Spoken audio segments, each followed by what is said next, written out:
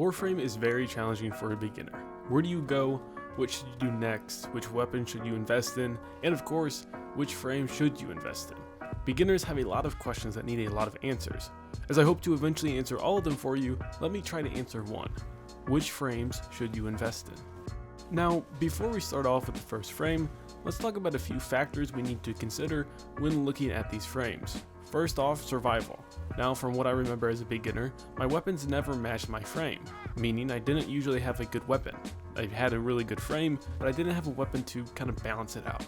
Now, in a high level mission, like Steel Path, you'll realize you need both a good weapon and frame. Obviously, right? No shit. But you also need to try to tank a bunch of the damage. Which leads us to our second point, damage. Now, most frames don't have everything. They can't always have added damage, or just dish out a ton of damage as well as being invincible. That's not how it usually works, at least not for a beginner. If you're really early, you won't know what a helmet is. This is what allows other frames to swap out any of their abilities for a helmet ability, which is just a specific ability from a frame. And no, you can't choose what ability that is from said frame. But this is how frames can have added weapon damage as well as being invincible. Those are two of the main factors we will be looking at. How much damage it can take or avoid, and how much it can dish out or add on to your weapons. But wait a minute, there's one more thing, something I'm going to consider for you guys the beginners. Some frames like Wisp will be much more difficult to get and farm for, especially by yourself. So I will keep that in mind for you all. Now also understand that prime frames can sometimes be easier to get than normal ones. Not only is it worth buying with Plaid over the normal version, but some normal versions are very hard to get. Wisp, obviously, like I said, but also Gauss and Ash and even Grendel. There are a few more difficult ones, but this is something to keep in mind. If any of these frames are unreasonable for you to get, please let me know so I can correct any future mistakes. Or if there are some frames I didn't mention, but you think are pretty reasonable for a beginner, let me know that as well. One of the best frames in the game, Nyx. Nyx is the first frame I want to talk about, just because she's amazing right now, and not only is a beginner's best friend, but an everybody best friend. I will not talk about every ability in great detail for any of the frames I talk about. I will make this short and leave out the boring stuff. If you want a summary of a frame's abilities, I likely have a YouTube short about these frames that go over all of their abilities. They're usually titled, Let's Look At. So with that out of the way, why pick Nyx? Well, as I said, she's great, but why? Her first can be a good distraction and really help out a beginner. Turning the enemy into an invulnerable friend with an extremely high damage multiplier is pretty cool. Plus, this takes some enemies away from you, as they would just target this mind-controlled enemy instead of you. Her second ability doesn't require a ton of strength for a complete armor strip. But wait, it's not just the basic armor strip that most frames have. She can also fully shield strip and partly strip overguard. Also, she gets whatever she strips, with there being a max of course. But as a beginner, you make it very easy to kill enemies this way, and you get added defenses for yourself. So not only do you become harder to kill, but it becomes easier for you to kill these enemies. That's a win-win for you right there. This ability also has no casting speed, meaning you don't need any buffs for the casting speed, and you can do it while you're shooting, doing some funky dance, whatever you may be doing, you can cast this ability. Her third really helps with her passive, and silly me, I didn't talk about her passive. Her passive is one of the best in the game, which grants her a base of 40% to a max of 200% added crit chance. And if you don't know, crit is something that's very important in the game and can carry you through most of it. This is activated and depends on enemies that are confused or affected with radiation. They're pretty much the same thing, but if you don't know, Nyx's whole kit can be used to help this. Most of it. Her third is what really helps for this passive, like I said. This is how you will activate that full 200%. Chaos spreads confusion or radiation to enemies, causing them to shoot each other, another way you don't lose any damage. But this can easily affect 5 enemies or more, which is the cap for 200% crit buff. So only affecting 5 is pretty easy and you can do it in one click. Now her fourth, this gives her even more added damage. We just talked about the crit chance on her second and primary weapon coming from her passive. Or I guess I didn't mention that, but hey, guess what? Her passive only affects her second and primary weapon. Her fourth, once it takes in damage and depending on that damage, will give your weapons an added boost in raw damage. This boost caps at 400% and you can be invulnerable with this ability. So invincibility, crit, and raw damage boosts, added shield, armor, overguard, and a whole defense strip, you can't really get better than that on a frame. Plus she's easy to get and build. Look through the invasion tab and find an assassination mission. This will be the forward, and this is how you get her parts. It's easy and the resources are easy too. Now that's all I need to say on her. I probably spent too much time on her, so let's move on. Wukong is known to be a great frame, one of the best, and used to be the most picked or used frame in Warframe, for about 3 years in a row now I believe. So why was he and how is he so great for a beginner? Well, his passive lets you cheat death 3 times. There are 3 random buffs you will receive when this activates or when you're supposed to die. This comes from a list of 5 buffs that I won't get into, but just know they are helpful. His twin is decent. Sometimes the twin is dumb, or maybe it's mostly dumb, but it's a good distraction and has a ton of health. The damage is really important too. Just the fact that he targets and deals any damage is significant. So he's cool to have. But the second ability, however, this is good. This turns you into a cloud, makes you invulnerable, and as long as you move, you gain all of your health and shield back. So that's really handy, and his third, also handy. This gives you added armor depending on the damage you deal to enemies. So it depends on how many you kill, deal damage towards, and how many there are. His staff may be helpful to a beginner whose weapons aren't that great yet. This can be built on and have red crit, maybe not for a beginner, but it still can be. That counts, right? His 2, 3, and first, his twin, are great. So how do we get him?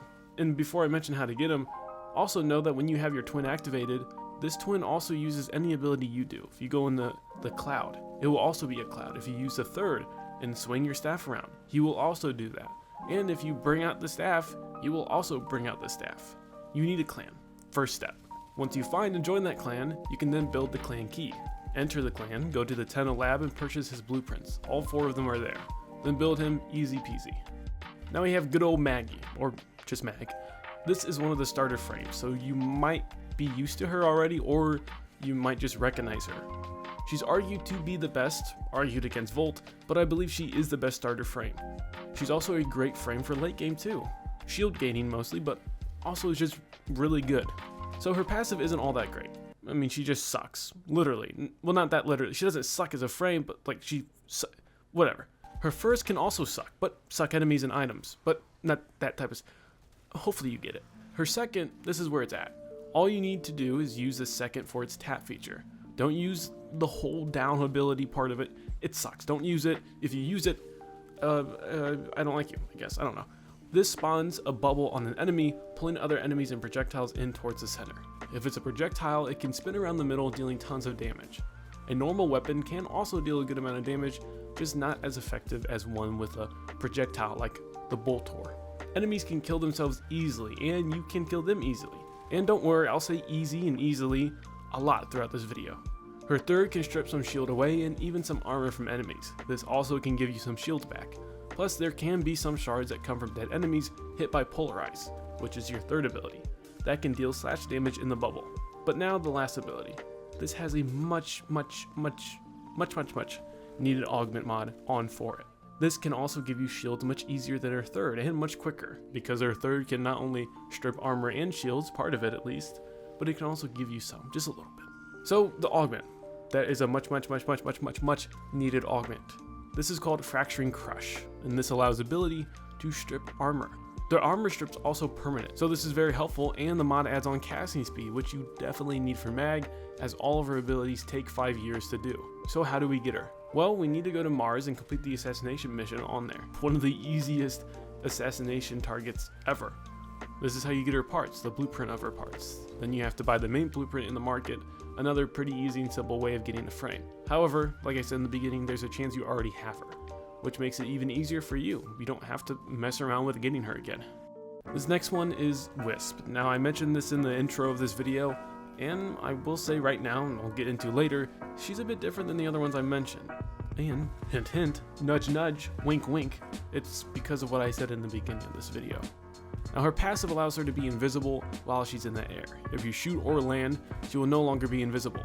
Her first ability is her bread and butter, her go-to, her icing on the cake. None of those made sense besides her go-to, but this ability is great. These are little reservoirs that give you benefits, some nice ones. There are 3, and one gives you added health with fast health regeneration. Another gives you added fire rate, and the third shocks enemies in front of you. These are all pretty good in my opinion, and you can have 6 at a time, so likely 2 of each. This can be on you for an infinite amount of time, but start to count down once you leave the circle or range of your reservoirs. Her second is good too. This spawns a decoy of yourself that travels in a straight line to wherever you were aiming at once you activated the ability. You can tap the ability again to teleport to it, or as you hold down the ability you can speed it up, but this also makes you teleport to it once you release. When the decoy is moving, you are invisible and invincible, so pretty damn good. This can be paired with her third, so when you use the third, so does the decoy. This third ability puts glowy balls on the heads of any enemy in range of this ability. Well, Victrize, what does this do, you may ask? This gives an added crit multiplier and crit chance. Plus, once you kill an enemy, there's a chance it will go to another enemy close by. Lastly, you can use this to teleport to reservoirs. Pretty neat right there. Then Soul Gate. For a beginner it might be cool, but I hate it. I don't want to talk about it, it deals some damage, blah, blah, blah, who cares? I would honestly say the Prime is easier to get, but you need to complete some quests in order to unlock the Rebelist, an assassination target on Jupiter, which stems from the original assassination mission with Alid V. You will get all blueprints for Wisp from this, including the main ones. This is really annoying to do a bunch of times, and it's difficult, especially for a beginner. Plus, you need a bunch of these Hexanon orange pieces of shit. I went on a rant about them, but they suck, okay? They suck. So, good luck. Revenant, this guy. Now, I don't like him, I don't like playing him. This might be a bad introduction to a video about the best frames for a beginner. I should be hyping him up. Well, I just don't like him, I don't like playing him. But he's really good for a beginner.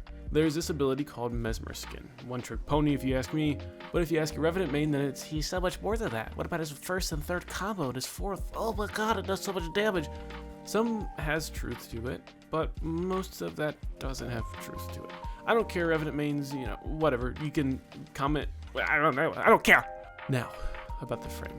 How useful is he to a beginner? His passive is alright, but there's not much excitement to it.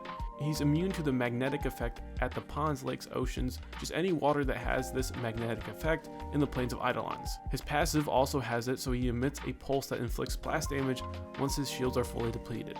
So, not so great. Moving on to his first ability, this allows him to make any enemy into an ally. They can still die and you can still kill them, or hurt them. This will be used with his third ability as well. This spreads, so you can make a whole map filled with allies, as long as they don't die before it can spread. So you also drop things you can pick up for Overshield, and yes, Overshield, not Overguard. This is Shield, Purple Shield, if you use the fourth to kill them. His second is the one people really want him for, and what you will really want him for too. Mesmer Skin, which is basically layers of armor that makes you take 0 damage. Nothing goes through the skin, literally nothing. It can take damage, which will then just go to the next layer. All layers do the same thing, you can have a good amount on too. Then once they are all destroyed, you can just recast it. It also stuns enemies once they are destroyed. How cool. Now the third ability on Revenant works with his first and second. Any enemy affected by the first ability can get hit by the Reeve, his third, which will give charges, 1 per enemy, to his skin. Basically, continuously adding layers if you can keep this up. This ability also steals shield and health from enemies, further adding to his tankiness. Although he doesn't really need it because you can just recast his 2. His fourth is good for the Overshield pickup for beginners. This can be helpful to wipe out rooms. The lower levels can really take a beating from this, so don't be afraid to use it as you're starting out. Now, how to get this guy. You have to complete a quest called Mask of the Revenant. This can be activated by doing previous quests and purchasing the Revenant mask from the mask girl at Cetus. If you don't see this mask, it's because you haven't completed the quests yet that are necessary to get this. Then you can get his parts through the bounties here too, obtaining the main blueprint from the quest, so kind of easy, except for Cetus Wisp. So good luck! Alright, now we have 2 more to go. And the second and last one I have on this list is Rhino. Rhino was always a beginner's best friend, and I believe he still kind of is. Although Nyx may take that now, Rhino's passive is If he hits the ground hard enough when he falls, and not by a weapon, he will deal a shockwave. Not that impressive, but he has a lot of armor. Getting into armor, or now Overguard, his second ability, Iron Skin. His first, not that good, so if you're wondering why I moved past it, that's why. But Iron Skin was always known as a great ability. This now will grant you with Overguard depending on how much damage you take in during your invincibility state. So basically, the more armor you have, and the more damage you take, the more Overguard you will have. His third ability is a very common ability, even across other frames. This is called Roar, and this adds weapon and ability damage to you and your allies. So have a ton of strength and have a lot of duration, and you can dramatically increase your damage output for everything for a good amount of time. These 2 abilities are extremely helpful for beginners, and they are the 2 main points that I mentioned in the beginning, survivability and damage output.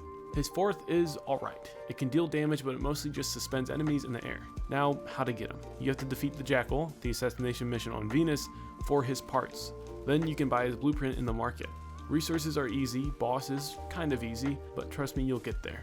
Now, last but not least, one of my favorite frames, especially for Steel Path, Zephyr. A little bit ago, someone in the livestream asked who my favorite frame was and who they should try. They also had a specific challenge that needed somebody to defend this target in any defense mission and make sure it doesn't take any damage. A challenge for a Revenant. And the first thing that came to mind was Zephyr. Well, why? First ability is useless except for the holding part of it.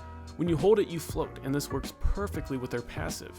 And this passive is great, similar to Nyx though.